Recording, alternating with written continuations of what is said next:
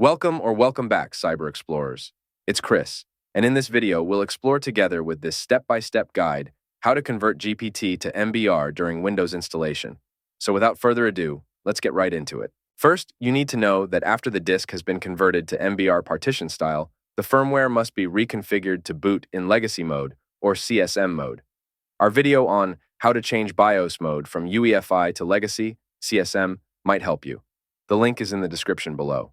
Now, while you are in the Windows setup screen, press the Shift key plus F10, and that will open the command prompt.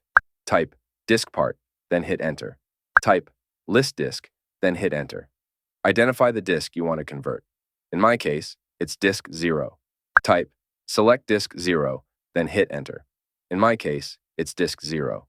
For you, the number might be different, so make sure to choose the right disk number. Type clean, then hit Enter. This will delete all partitions and data from the selected disk. Type Convert MBR, then hit Enter. Type Exit, then hit Enter.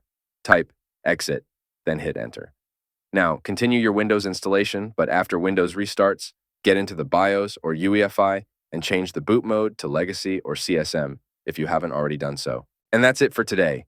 If you found this video helpful, please give it a thumbs up, consider subscribing, and don't forget to activate the notification bell so you won't miss out on any new uploads. Thank you for watching, and I can't wait to share more with you. So, until next time, see you later.